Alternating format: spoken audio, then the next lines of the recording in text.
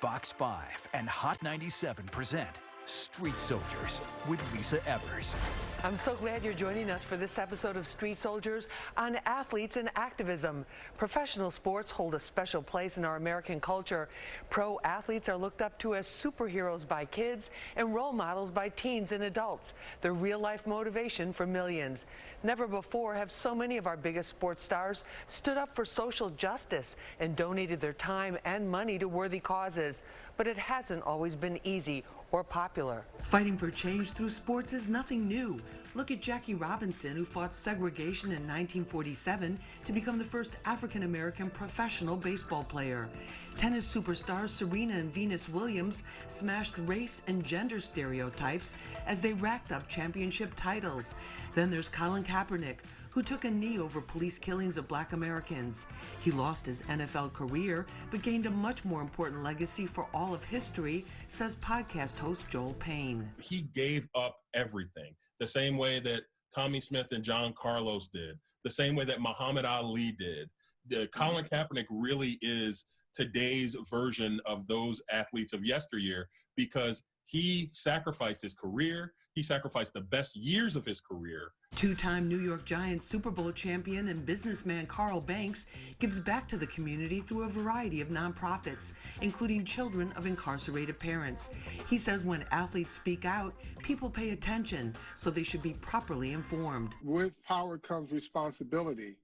Having these platforms empowers you, but you still have to be responsible in how you approach the issues that you want to discuss. New York Knicks power forward Taj Gibson has played in the NBA for more than a decade and has never forgotten where he came from, the Ingersoll Houses, a NYCHA development in Fort Greene, Brooklyn. So he could focus on his career and still help his community, he created his own foundation, run by college-educated men from his neighborhood. They give back in many ways and provide critical, heartfelt help behind the scenes, like paying for the funeral of the city's youngest murder victim, 1-year-old DeVell Gardner Jr. Basically help my community slow down the gun violence because it's really tough as it is with people losing their jobs, not much opportunity. Let's not just lose our lives over small things, and let's try to improve the quality of life in the community. There are many layers to this, both on and off the field or court. Let's find out what our panel has to say. Joining me for this episode of Street Soldiers is Sean Prez. He's a motivational speaker and marketing expert. Prez, great to have you with us. Lisa, thanks for having me. Thank you so much. Also joining us is Carl Banks. He's a former NFL star, two-time Super Bowl champion, and the president and founder of the multi-billion-dollar international company G3 Sports. Carl, great to have you with us. Thanks for having me. Thank you so much. Also joining us is Joel Payne. He's the host of the podcast Here Comes the Pain and also a public relations expert. Joel, great to have you with us. Thanks so much, Lisa. Carl, let me start with you on this. As you look around at what's happening in sports right now, so much is going on in our culture, so much is going on in sports. What big trends do you see happening? Well, I see, the athlete becoming more emboldened, more confident in their activism. And, I can go back to the 80s when I played, 80s and 90s, but even before that, Muhammad Ali, Jim Brown, and many, many more who were frowned upon. But I think the veil has been ripped off, fortunately, but unfortunate death of George Floyd, and it made everyone examine how they were looking at race and how it impacted their industries. And I think everyone now is saying, okay, I got to see what more I can do about this, and I need to hear these voices. And, Colin Kaepernick a year ago was the most vilified sports figure in the world. And now you have the commissioner of the NFL saying, hey, I was wrong. We should have listened, because now the same things that he was saying that were going on, it came to light. And it's gotten that much attention. Joel Payne, Carl brings up Colin Kaepernick, and there was a time when athletes, it seemed, were, play the game. If you want to do it like a local charity or foundation or something on that level, but really stay away from politics and these social justice issues. Where do you think we're at now with that? Well, I think the permission slip has been taken away from all of us.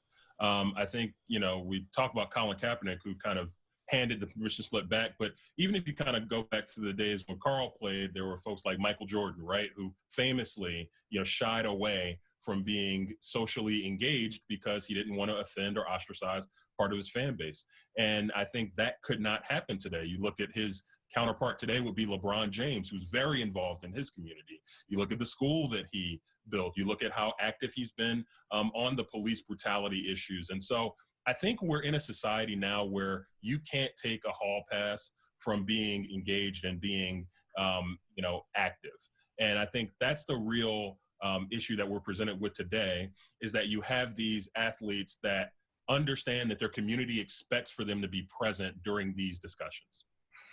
Prez, when you look at the way that the athletes are handling their careers now, what strikes you? I think that they're in touch with what's going on. Like Marvin Gaye said 50 years ago, they are just a reflection of what is happening in the world as a whole. I love the fact that the athletes are standing up. I love the fact that they are feeling more of a sense of responsibility, whereas before it was, I have to worry about my public image. I have to worry about my endorsements, keeping my contract, making sure that the owners are happy. I don't know if I'm going to be traded or let go. Now they're just reflecting the world as a whole. And it makes me feel really good that these athletes care about more than just their career and their paycheck. Granted, they worked long and hard to get to where they are, but with great responsibility, how does that saying go? With great power comes great responsibility. And I think when you have a platform as large as these athletes have, you have a responsibility to reflect the community and give back to it. And now we're living in this age of social activism. I love the fact that they're standing up. And that they're doing that. Carl, take us back to when you were winning those Super Bowl rings in the 80s, and the how the players were looked at, what you were told. Was it all about football? How much control was it over your individual image and what you said and what you did off the field? Well, I think there was kind of this partition between the brand and life, the sports brand, your personal brand, and your life that you have committed to. Sean just mentioned that it's never like these guys weren't committed to their communities. They just weren't, in my era of playing, you weren't allowed to express your concerns for what's going on. You were made to feel like you're fortunate to have made it out and not having to kind of, hey, look what's going on in my community. But now all of those things have blended because of guys like LeBron James, who has his own media platforms and created opportunities and inspired other athletes to, hey, let's create our own voices. And now they're being reckoned with because the brand is who they are and where they came from. They do have to comport themselves. Obviously, in any professional environment, you have to comport yourself the right way, but you don't have to deviate from who you are, what you stand for. And when I played, there was a partition. You were, hey, give us your best, we'll pay you, but we don't want to have these types of issues seeping into our locker room. Joel, what about that? Because it also seems too, as a result of everything that's happened this spring, the Black Lives Matter movement, the mainstreaming of that, the George Floyd tragic murder, is that for a long time, many Black Americans were told, don't bring up the fact that you were stopped on the way to the stadium going to practice and ask for your ID because you're a Black man driving a nice car. Don't speak up about this. Don't speak up about that, because it makes whites uncomfortable. It makes other Blacks feel uncomfortable. And you're reminding everybody that you're too different when you really belong. What effect is that having on how we look at our sports stars? Well, I really kind of look at this from a societal perspective. So, what really has happened over the last 2-3 months is the center has shifted, right? It used to be in America that it was okay to take a position that was, kind of a passive well, that's not affecting me. It's not happening in my backyard, so I can take a pass on this. You can't do that anymore. And particularly with white consumers, right? The consumers who weren't directly impacted by this police brutality. And so now you've got those white consumers who are impacted, and those are the people who are patronizing these multi-million and multi-billion-dollar athletes. And so it matters to them. That's why you see the Washington Redskins changing their name. It's not because George Floyd died. It's because FedEx and Nike and Pepsi Cola decided to pull their funds or threaten to pull their funds from supporting the organization because their white consumer base no longer gave it a blank check. And I think that's what we're noticing here. That's what we're seeing, is that the center has moved, and it has really tumbled the institutional norms that we've all been used to. We'll be back with more right after this.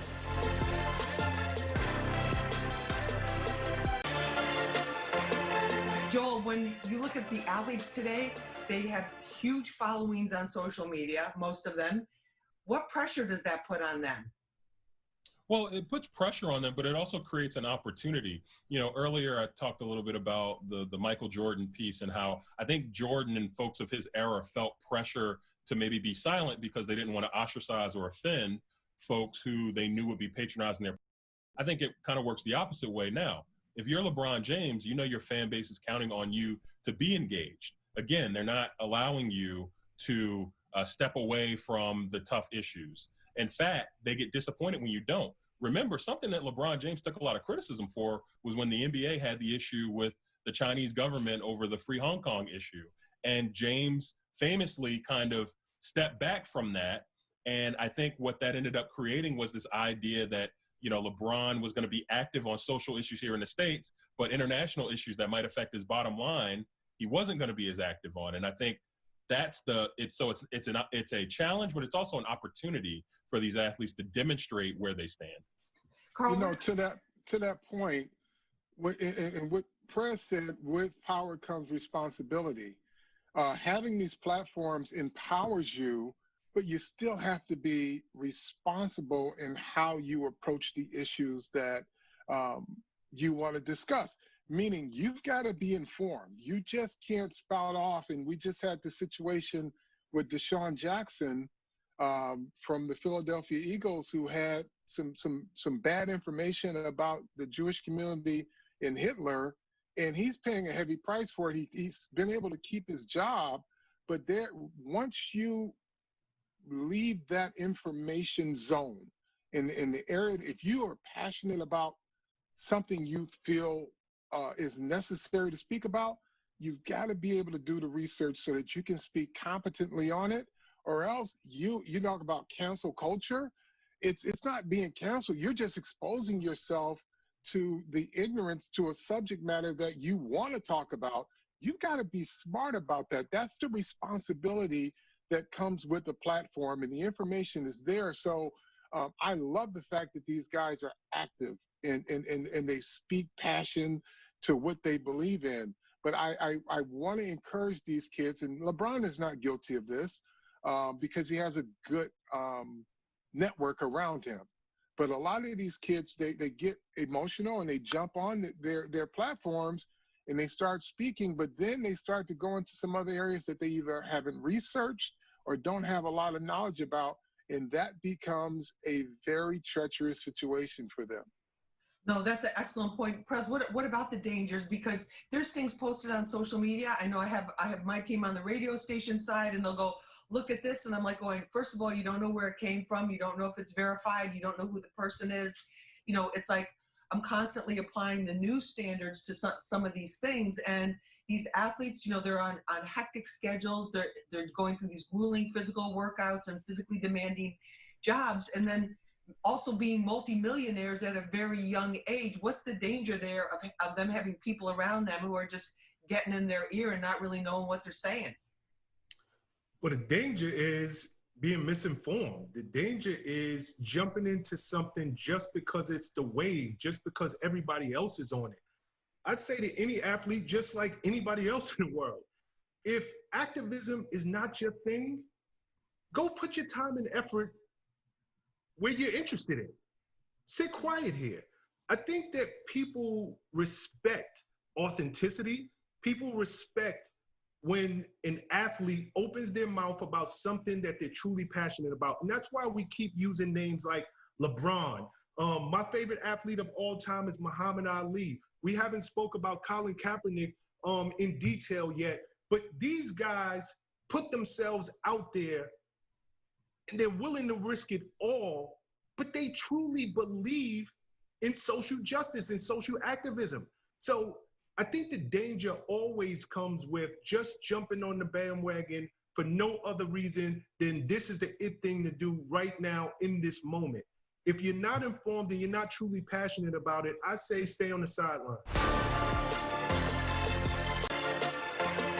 In terms of Colin Kaepernick, he sacrificed everything when he first took a knee, and there was a huge divide in communities of color. He was regarded as a hero there were police officers protesting that didn't want to provide security. There were many others that attacked him. He was ostracized by the NFL and even by some of the other players. And then look at where he is now several years later. He's got his own Disney, Netflix, all these kinds of deals, the Nike sponsorship endorsement. What does that tell you in terms of how our culture has evolved? Well, the big right now, and I think Prez mentioned this earlier, is authenticity.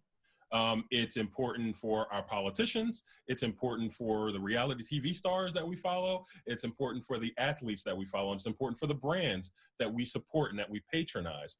If you can demonstrate your authenticity, that will always carry the day. That's the rising tide that will lift all boats.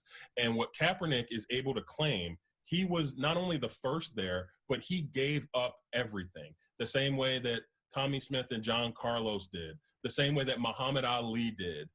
Colin Kaepernick really is today's version of those athletes of yesteryear because he sacrificed his career. He sacrificed the best years of his career for this cause that he cares about.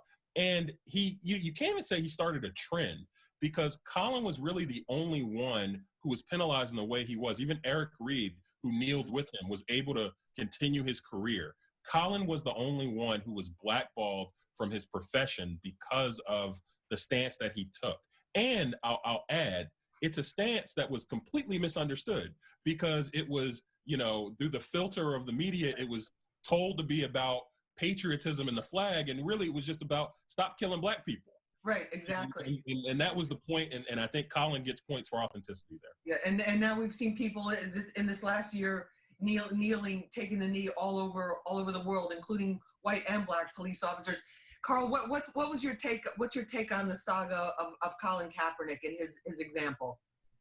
Well, I never had a problem with what he was doing because it was a silent protest. The media, as Joel said, made it into something else, and then it became he's not good enough to play. He doesn't deserve to play. But the bottom line is he wanted to bring attention to an issue that was plaguing black and brown communities. And until that Band-Aid got ripped off with the unfortunate death of George Floyd, nobody wanted to acknowledge it. They wanted to dance around it. They wanted to say he was anti-military. They wanted to say he was, disrespecting the league and the flag. And it was just a talking point so people could avoid actually addressing and looking at what is going on. But look at where we are now. We are seeing police reforms as a result of that. You know what I also see here too is I think these leagues have started to realize the centrality of the black community within their products, right? And so the NFL, what moved Roger Goodell to come out and say Black Lives Matter? It was when all his star black players got on a video and said, right, we're essentially with their actions, we're not moving another inch until you acknowledge this. And who was it? It was the quarterbacks who are now, Carl, back in the day you played, it was only like Randall Cunningham and Warren Moon. Yeah. Now, the best quarterbacks in the league are Patrick Mahomes, Deshaun Watson, Cam Newton. You got Saquon Barkley, you got Odell Beckham. You have those folks who are the faces of the league because of the centrality of the black community to the success of the league. And so the leagues have been compelled to move further towards the causes that they know that their players support because they understand that those players represent communities that are so central to the success of their businesses.